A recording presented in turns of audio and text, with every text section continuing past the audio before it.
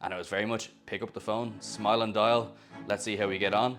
And that's kind of what led me to set up my own business.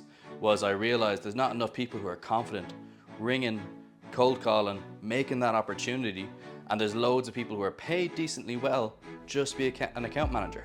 So I realized there was a bit of a space there to kind of go into that, and that's what we kind of doubled down into. I love that.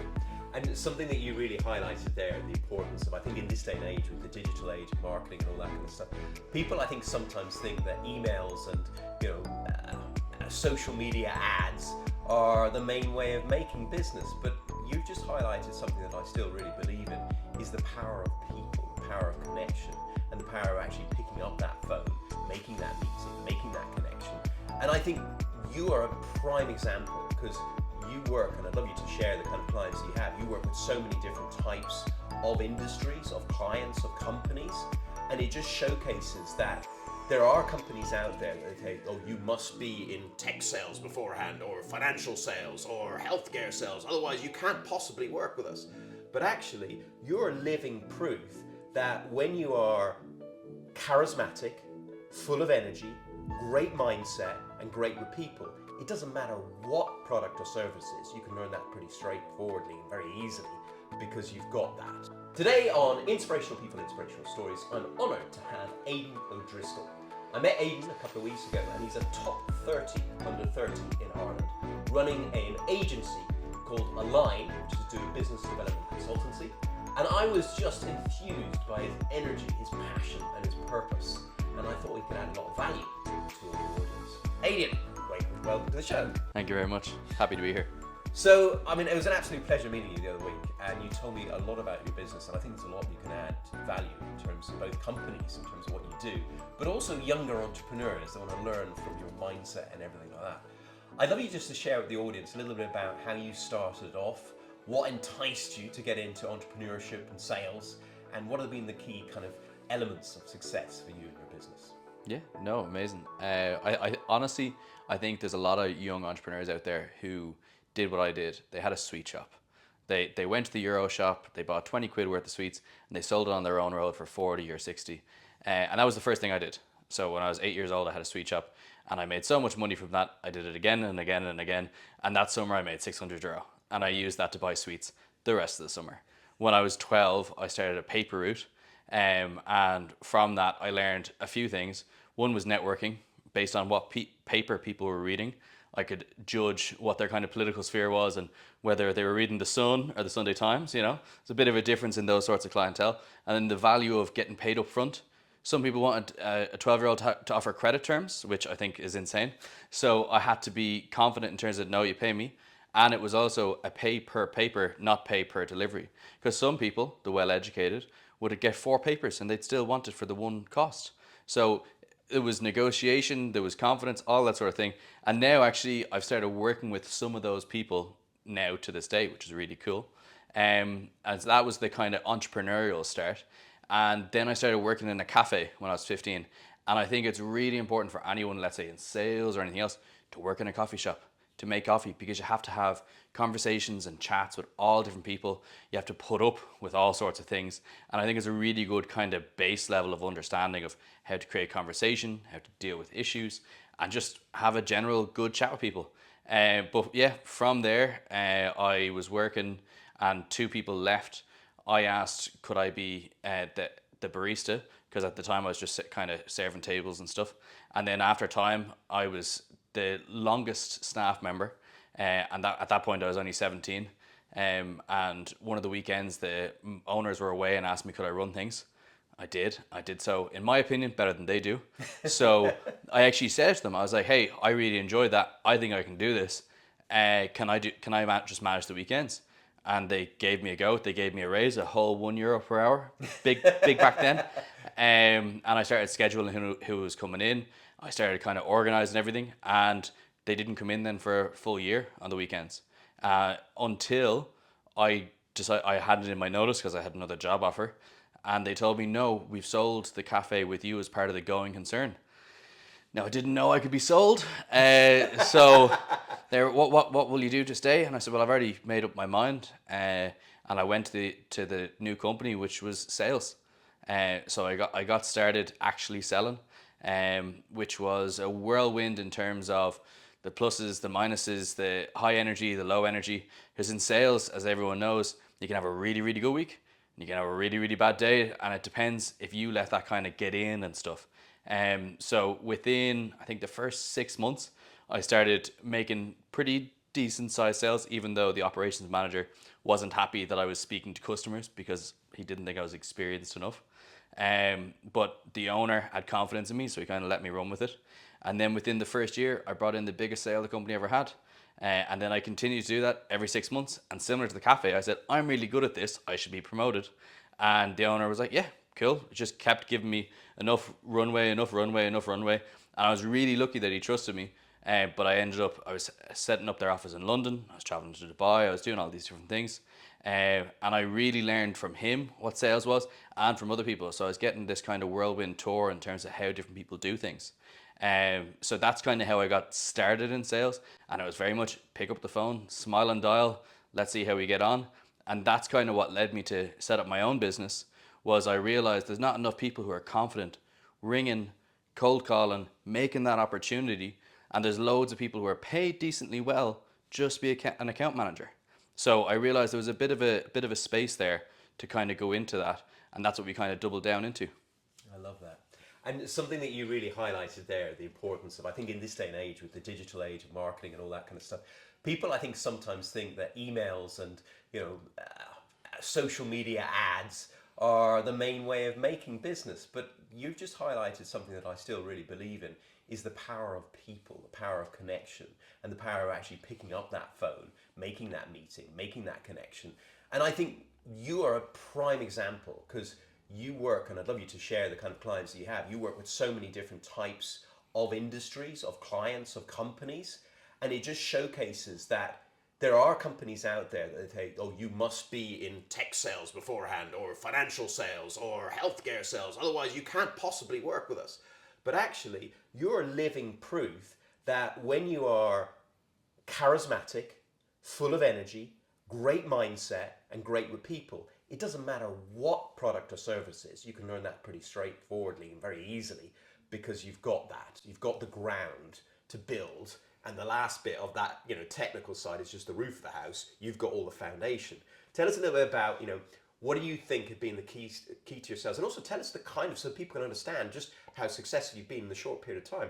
Tell us the kind of clients that you've been working with, because there are some major clients. Yeah, so there's two things I'll touch on even there. You said it on the people side. One of the biggest things to us growing the business was networking. So when I was in the other job, I didn't do networking, or I didn't do it officially. I didn't know that that's what I was doing. But when I first started the business, I joined business to business networking groups, and I know you've been a part of some yourself, where you show up 7 a.m. weekly meeting. You're talking to 10 other business owners, telling them what you do, trying to help them. They try and help you, and you can sign clients that way. So that was actually really strong for us. And when I started the business, it was just myself. Within 6 months, I had my first employee, which still friends to this day. He was with us for 2.5 years. So he was a lot of, I talked to him about different things. With all my team, even today, I go through, this is what I'm thinking, this is what the plan is. Now, at the end of the day, the decision's mine, but I love other people's input because other people have different kind of perspectives on things. But in terms of like the clients that we're working with, we met Britvic through networking. And Britvic was our first €1 billion client. We met them at a lunch networking meeting, and we were talking about what we do and the kind of gaps. And it was another 3 or 4 months before I met them again. It was another networking thing, and then we arranged a coffee, and then we arranged, okay, this is what this does, and we kind of understood the value between the two of us. So in terms of what we actually do as a line, we're outsourced business development. So we work with companies to get their sales team more opportunities. It's the same. We're working with Huawei is a company we've been working with for about a year. We have some campaigns planned with them for next year. And again, that wasn't even through the cold outreach that we were doing. The networking group that we were in, someone in that group was liking and commenting on our stuff. So it came in through the website. Huawei came through our website, which at the time did not deserve Huawei to come through our website because it was terrible. But I always ask, oh, where'd you hear about us? Oh, I've seen someone I know liking and commenting on your stuff on LinkedIn. So then it was up to me to actually sell it. With Huawei, it was a really interesting one because the person I was talking to was the sales manager, but they weren't the decision maker. Because I always ask, is it you making this decision? It's all part of sales. No, it's actually my boss, but I have an input. I said, okay, but if I just send you a deck, how are you going to get across how we're different? I don't know. Okay, what I'm going to do is I'm going to send you a video presentation. That way you have to watch it. So I did it in one take, best I've done. I did the first 2 minutes of who we are, what our process is, and I said, look, in minute 7 we go through pricing if you want to skip forward.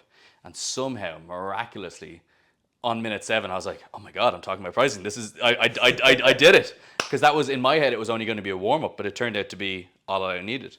And I sent it on, and we were going against 4 other companies, all of which had been around a lot longer than we are. But Huawei chose to work with us, and we've done multiple campaigns with them since. We worked with different teams, different departments. So yeah, that was, again, huge. We've signed other clients from practicing what we preach in terms of actually sending an email out, reaching out to them then on the phone, setting up a meeting. One of the big things as well, if you have a small team, I've found that if you have one person who sets up the meeting and you have another person who comes in to close, that really adds a bit of impact and respect on the person who's closing. Because I had one of the team doing the whole full cycle.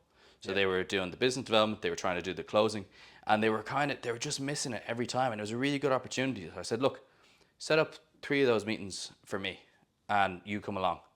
We closed all 3 of them. So then I had someone else in the team setting up meetings for him, and he started closing them.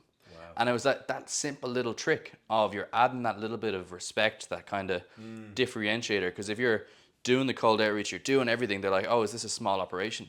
Whereas even, we're only a team of 10 people, but there was that bigger impact.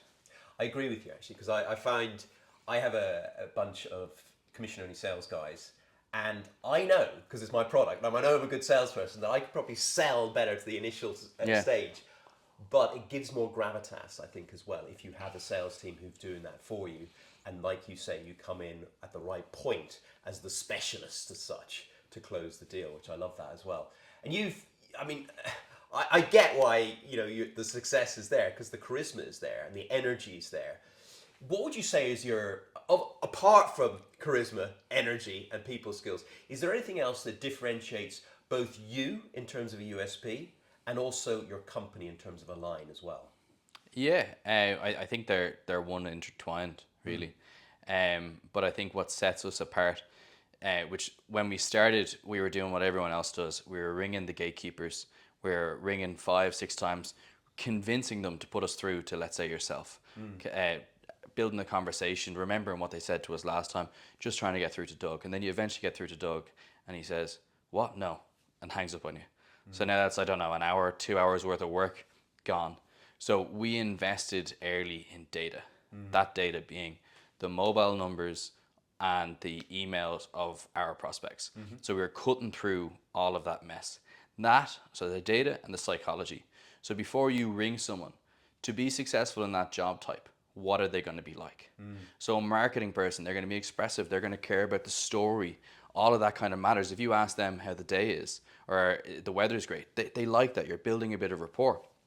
If you ask an operations director, oh, the weather's lovely, isn't it? You've wasted 3 seconds of their valuable time, and now they're annoyed. Whereas if you say, look, this is this, they'll tell you very quickly whether they're interested or not. They're going to ask the hard questions. They're going to try to trip you up. But if you don't trip up, they're delighted. Yeah, let's do this, let's do that. And they're quick to move. Whereas other kind of personality types that succeed in different jobs, they might need, like, let's say a CFO. You'll never convince a CFO to meet you on the first call. You need to have sent them 2 emails. You need to have rang them and said, these are the 2 emails, Send them follow-up information and set a time 2 weeks away when you're going to ring them about something similar and and you kind of work then, because they're going to Google you when you ring them. They're going to do all the kind of credibility checks. They're going to check your client case studies. They're going to do everything before they'll even have an open conversation with you, because they do all those kind of cred checks. Whereas if you ring a sales director or a marketing director, like the cut of your jib, let's keep talking. But if you can think about, before you even cold call someone, you know what way to talk to them.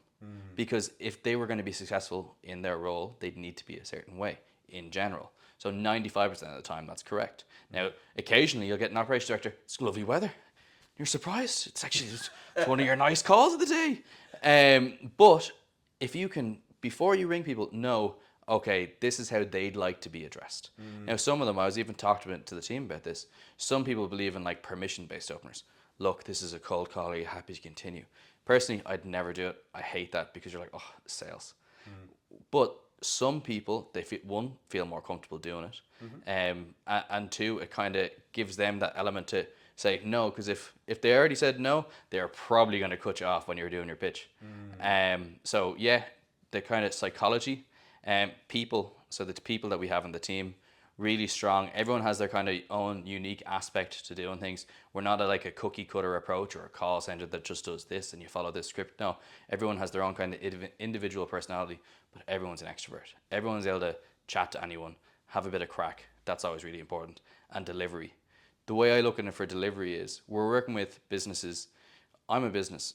If I'm going to invest X, I want to know that something's happening. Even if it's not, I'm going to get this result, but I know the work's going in. A lot of companies that are worked with, they'll, oh yeah, well, we'll do this. And then you don't hear much back. And then you're not getting much results and you're asking, oh yeah, well, actually we're done now. What? So delivery is really key for us.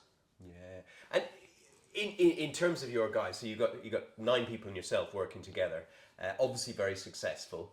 Give us a kind of an idea.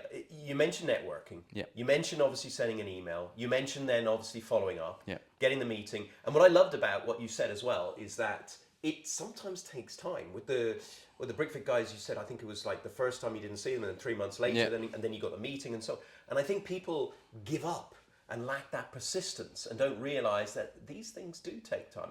One client, I remember when I was in the investment world, they no longer exist, but it was Scottish Widows Investment Partnership. And I remember it took me 5 years to get some business out of them. And my boss at the time said, do you think I need to switch that account with you with somebody else? And I said, just bear with me. You know, I've spoken to this, this, and this. And I don't know about you. I also, you mentioned about sometimes you can get the wrong person, but actually it's never the wrong person, because the octopus effect of making connections within the organization means that when they come to a decision, when they come together, you can say, I met with Bob, I met with Claire, I met with Jane, I met with John, and all of them kind of have experienced your charisma, your energy, your mindset. And when they go to make that decision, actually go, no, you know what, Aidan, he's the one I want to go with. And that can bring that together. So I think for people who are listening to this, if you think, oh, I've got the wrong person, it's never the wrong person. It's just one step closer to maybe making that sale as well. I think that's probably 100%. And in terms of, when you then get the client, is it a case of, let's say with BrickFit, for example, how do you sell their product? Just so people can see that in their mind's eye. So is it you then go and network for them, or do you pitch for them, present for them, cold call for them, all of the above? How does it work? Yeah, no, interesting. I know you were saying as well earlier that some people think, oh, you have to be in this and you have to know this technical knowledge and all that sort of thing. The technical knowledge is for the closers. Yeah. So when you're closing, you need to have that intricate detail down to a T. The initial stuff, the finding the interest, the kind of qualifying in, qualifying out, that you need to have the bare bones of understanding. You need to be able to talk about it enough, but also not lie. The worst thing with any salesperson is they just want to keep saying yes because they're trying to get you to the call, but they're just going to disappoint a prospect. So the best thing that we've been able to do is, look, that's actually a quite technical question. I'm rather new in the job, or I don't have that kind of knowledge set. Would I be able to get Doug to give you a quick call? And then there's somewhat of interest. It's not as qualified as we'd like it to be, but they're asking the right questions that we don't know the answer to. And eventually we kind of do learn up the different answers. But how do we do it? We do a workshop with the clients, so we figure out what the value props are, what the pain points are. And what's funny is they'll tell you what they think the pain points are, and they'll tell you what they think the value props are.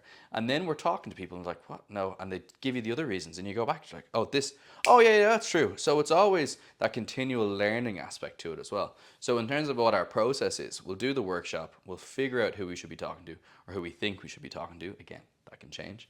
We get the messaging right. We then identify the people, get the data, and we send the first email. This is who we are.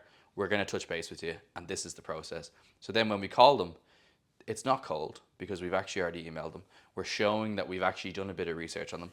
It's always good to be able to mention their role. So if they're marketing director or if they're ops director, otherwise they're going to think you're just one of 100 people who are being called and, oh, your name's Doug, that's why you're being called. Like you know that when people are calling you. So if you're like, oh, look, as what you do, da da da da, you're already kind of building that familiarity.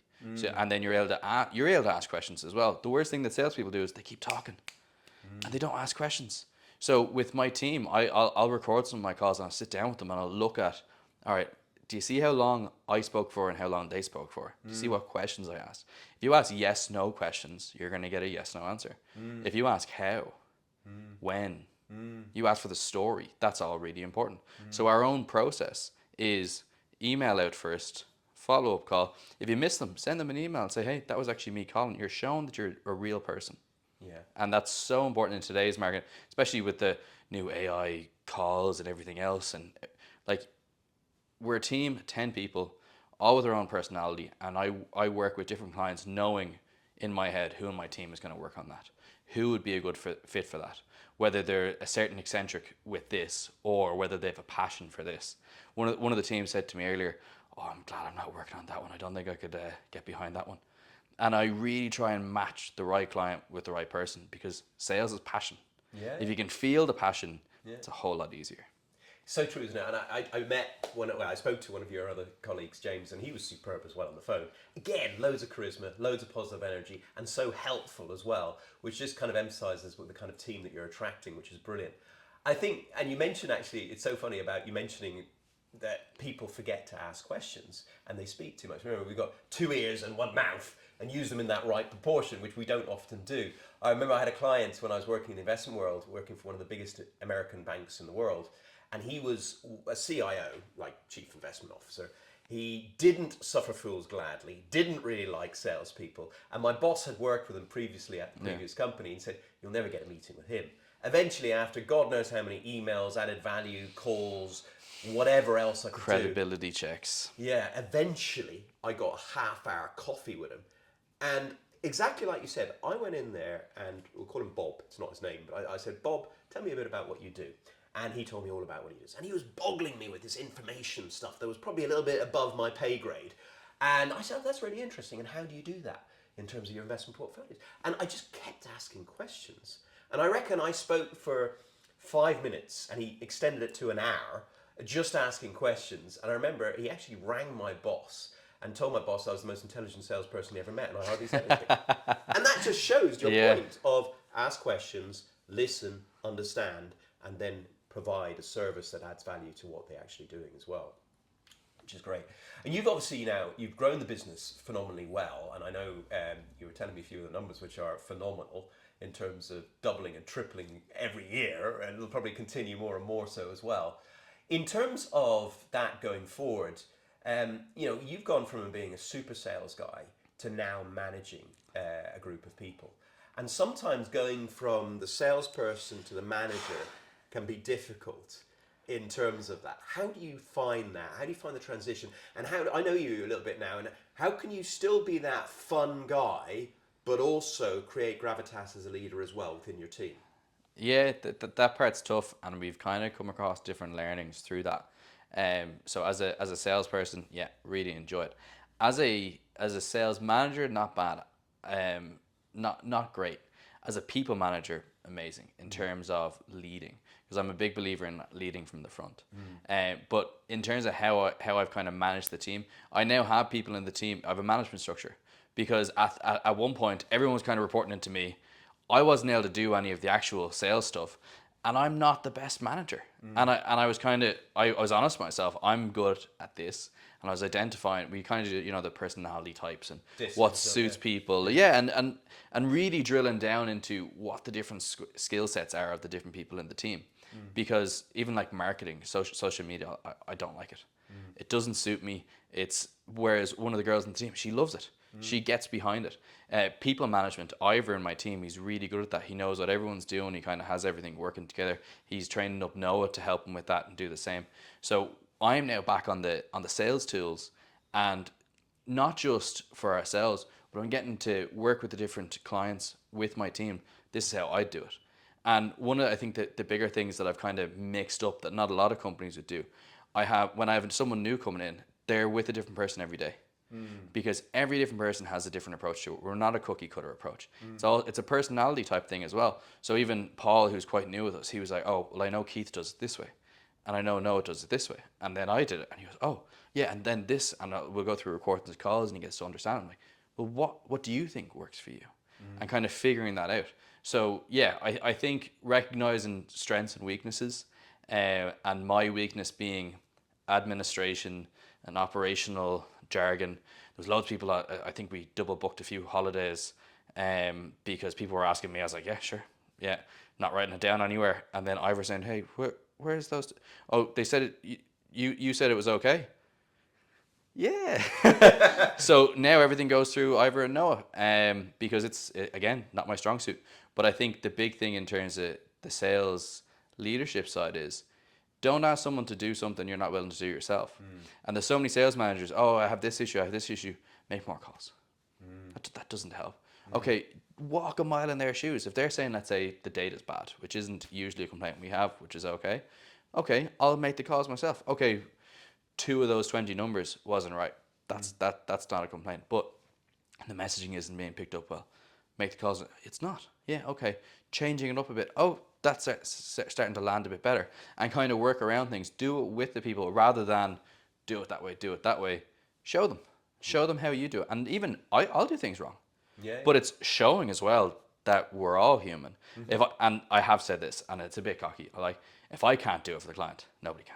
Yeah. So maybe it's the client's fault.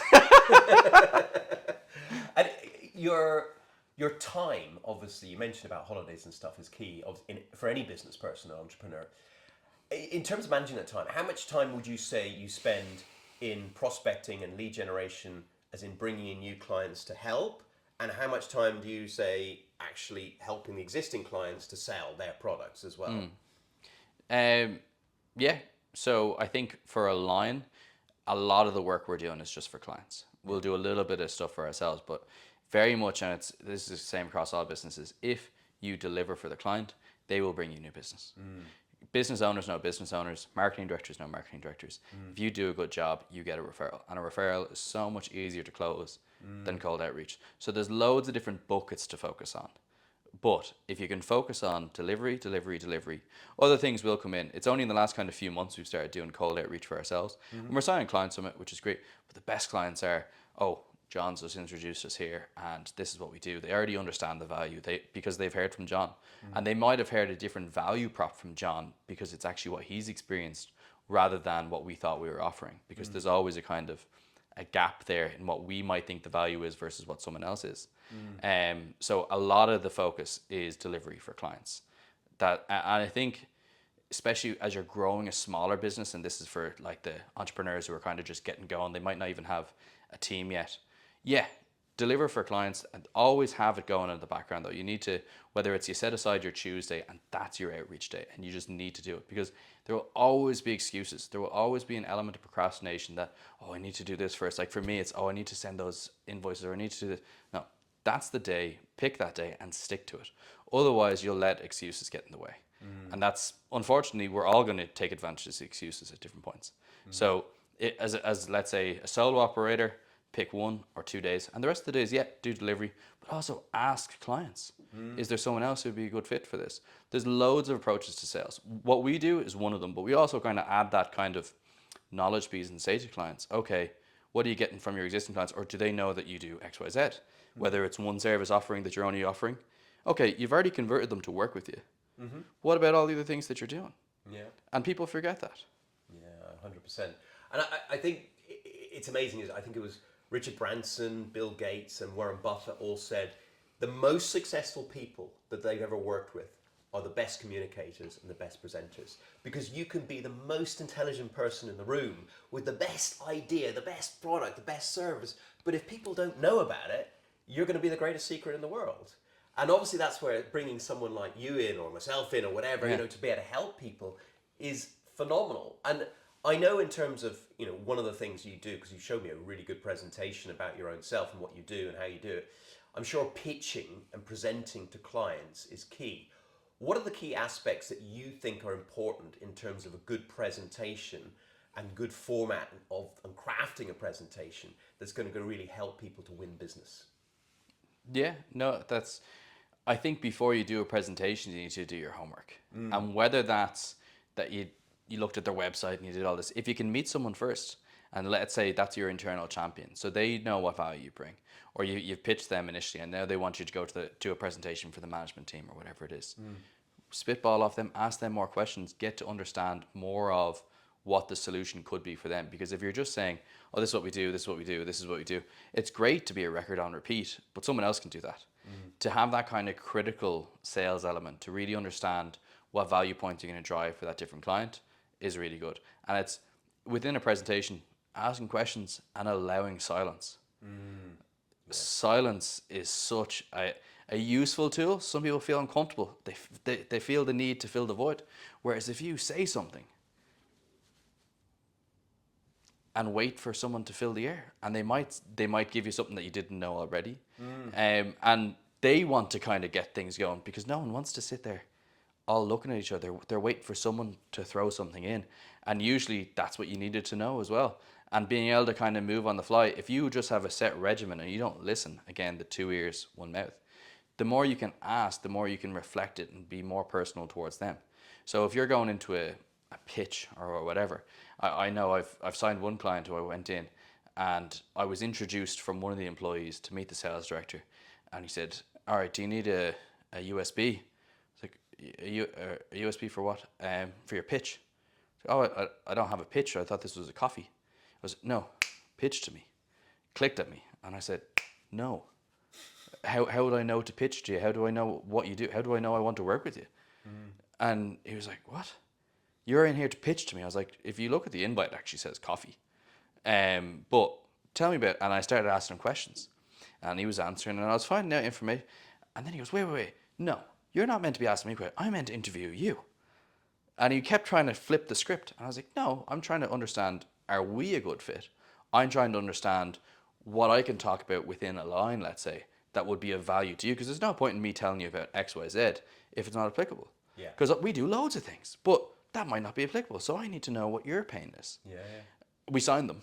I love that. I think he hated it that we did. Because he also said to me, oh, we currently use another company that do what you do. So why should we switch? I was like, well, it's currently going great if you're meeting me, isn't it? I love that. You're so right, Aidan, because it is all about asking questions. Like, number one, if you're doing a presentation, instead of making a statement, you say, how many people here have XYZ problem? How many people here have had a client that did this? And by getting them to presentations are about the visual, the audio, but the kinesthetic. By getting them to do this all the time, by the end of the presentation, you say, okay, how many people would like to sign up? And their hands like this. So it's almost like it's kind of going. And the other thing you mentioned about questions is, I remember when I would be pitching to people, I would be not pitching in terms of, I'd be asking questions exactly. If you say the investment world where I used to be, what is it that you really want in terms of your portfolio? Is it looking for good performance? Yeah, good performance. Tick box. Are you looking for consistency? Yeah, good. Are you looking for good people managing the portfolio? Good. Are you looking for a company that's well backed in terms of financial? Good.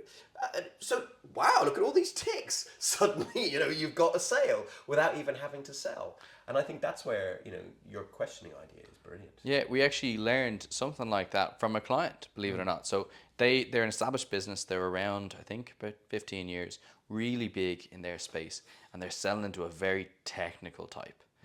And we were talking to the sales director and saying, look, because these are the operations director sort of people that they're selling into, analytical and driven and da-da-da. It's like, so how do you find out? Because they're not willing to answer questions when you ask them straight away. They said, build credibility, ask yes questions. So you're probably doing, yeah. And now they know it's relevant to them, and now they're going to tell you loads more information. So obviously it depends on the client and stuff, but yeah, there's the asking questions and trying to find out info, or with a different type of personality type, it's building that, I know who you are and what you're doing. This is a real call, and it's the 3 yeses. Yeah. So if it's a real technical product, is it a yes question? Yes. Otherwise, they're going to tell you the world of what they need, and you might only do 1%, and then you're trying to bring them back from the big world that could have happened and to that small, minute thing. Whereas if you probably do this, you probably have this problem. Yeah. They're half sold because they've just agreed with it all. Yeah, Absolutely. And I think one of the things that I often tell people is to have, different pillars in terms of your own brand that represent success, which you have. I can see for number one, you've got some great testimonies, which is fantastic. Number two, you personally have been awarded one of the top 30 under 30, which you've got. Number three, I've seen you've been written about in kind of either magazines or newspapers. Fantastic. Number four, I can see you've been on, well, you're on this podcast, but I've been seeing you've been on other radio shows and other podcasts as well. And number five, then you've got the track record in terms of the experience as well. So it's really important, I think, for businesses in terms of sales and branding and company to have those different pillars, which can really showcase your brand really as good credibility. And then, as you say, you get the referrals, which you obviously have as well, which is fantastic. Is there, like, if you were speaking, say, back to your 18-year-old self or to a young entrepreneur out there, now that you know what you know, what kind of advice or tips that you haven't spoken about so far might you give them? And it might be something to do with mindset, managing yourself, whatever, anything you can think of whatsoever. I think we've talked about this before in terms of positive mentality. You're always going to get the school of hard knocks. You're always going to get knocked down. But if you can continually have a goal and an attitude towards that goal, just to, it'll work. If you keep saying it, it turns out it does work. Yeah. But I think I've mentioned it already. But the biggest thing that I'd say to an 18-year-old, because I wasn't doing it at 18, networking. Actually understanding what networking is, giving and receiving. So building your own personal network, building a professional network, it all kind of matters. Like if someone asks me, oh, do you know someone? Yes. And it's also, the big mistake I made in networking early on was I introduced a friend to another friend, and that friend tried to shaft the other one. Now I can no longer introduce that person to anyone, and the same with the other person. Yeah. It's now completely, so it was my brand then. It was my reputation. When you introduce someone, that's on your reputation, which is important to learn. But the amount of untapped value and coffees that you can have and people who are willing to help. People think business is real scary and everyone's out to hurt each other. 99% of the business owners I meet are looking at how we can help each other. There's that aspect of, all right, if you do well, I'll do well by association. So let's continue to work together. And people put up this kind of, oh, if they're a business, they must be a genius. Not at all. There's some business owners who are they're good at what they do and they know how to do it. It doesn't mean they're Einstein, but they know their offering and they know their lane and they stick with it. And that's consistency. So don't build up this massive, scary image in your head. Everyone's a human. Yeah, I love that. I have an acronym in my book where I say it's make sales or make it happen or make a good leader. And it's mindset, which you obviously have, incredibly positive and everything like that. And mindset has been proven actually that even I think in the stock market, if you have a look the day before Thanksgiving, the day before Easter, the day before Independence Day, in the last 2 weeks of the year in terms of the Santa rally, where everybody's happy, the stock market generally goes up 80% of the time. So mindset is key. Yeah. Actions in terms of understanding where you are and understanding where you're looking to go to. And obviously, you, I know, are a real action man in terms of, you mentioned networking, you mentioned a number of calls. I could, when we discussed how many calls you make, how many emails you said, it's, you said to me you're lucky, which you are anyway, but on top of that, you make your own luck. And you obviously have made that luck by being very action orientated for your clients to really the more calls you make, the more likely you're going to become more lucky, which is obviously what you do, which is fantastic. And then you also said K, I always say, is knowledge. Know your client, know your product, know your industry, match your client needs to USPs, which we talked about. But you've obviously done your research on your clients as well. And you've really got to know them before going in there so you can ask the right questions. And then finally, E is energy, and you've got amazing energy. So you've got the full package, which is absolutely brilliant and everything like that. And in terms of you going forward, I mean, what's the plan for Align? What's the plan for Aidan over the next 5 years? Where do you see yourself going? What's the vision? The vision's pretty simple. I employ pretty entrepreneurial people, and there's different types of entrepreneurs, and people listen to that will know that there's corporate entrepreneurs, so the people who don't want to do it by themselves but would rather follow a process and be entrepreneurial within a business. Then there's entrepreneurs. But my plan is to have different offices in different cities across the world, Australia, Canada, and have some of my team who are currently working with me manage those offices and manage that as their own business. So I think within the next 5 years, I'd like to be up to 60, 70 staff, probably 4 or 5 countries, but working with other businesses as well. And I think the big thing of Align, we're a business engine. We create opportunity. So if I'm getting involved in other companies that I believe in, I can plug them into one, our ecosystem, and two, our engine to drive them forward and to have different businesses to grow that way as well. So for me, the plan is Align as the mothership, let's say, or the engine, and then work on different things that I'm passionate about as well, while the team is helping run and grow the current business. I love that. And you, again, have just emphasized the point, which is so important for people to remember, is that, like, let's just use a simple example. If you go into town here, into Dublin for a coffee, why go into the local Starbucks? Why not go into like the Westbury or the Shelburne or one of the best possible hotels to put yourself in the right place, the right time with potential people that have money, have a business and can create business for you. And by doing that, in terms of what you just said there, in terms of putting your best people around the world, in whether it be Dubai or New York or Washington or London or whatever, where there is potential great clients, you're going to grow your business as well. And I think that's what really people need to know, is put yourself in the right place, right time, right people, and you get amazing results as well. Anything else that you can think of that you think that, you know, why you can add value compared to others before we wrap up? Why we can add value, I think it's honesty. It's a business focused approach. So it's not that we're just trying to get a one-off fee, or we're trying to build relationships with clients that we're working with them for years. Britvic we're working with for over 2 years. Huawei we're working with for over a year. Most of our clients, they become partners of ours, and we continue to grow on that. So it's not just the one project, it is seeing that as a future relationship. And as well, what ends up happening, we introduce our clients to other clients, and it all kind of, again, it's an ecosystem. So by being out everywhere and on the different podcasts and at the different events, we're creating an ecosystem, and it's a really fun place to be. So having that kind of approach, having that mindset that we're gonna grow together. So that's what sets us apart. Yeah, and I think you're right. I think because sales is an exchange of trust. And when I met you, and I read energy, you come across as the most authentic person I've ever met. It's just, you are you. There's no BS. It works and it doesn't work depending on the person. But no, I think it's endearing, and it gives me a sense of, you know, a feeling that I can trust this guy. And that's when you feel that energy and you have that sense of knowing, it can make a massive difference to the success of any business. And I can see why you are a top 30 under 30. I can see why your business has grown so quickly. And I can see why, because I saw them there when I met you that time, when you had your team smiling after a meeting, walking away when you came to come and meet me as well.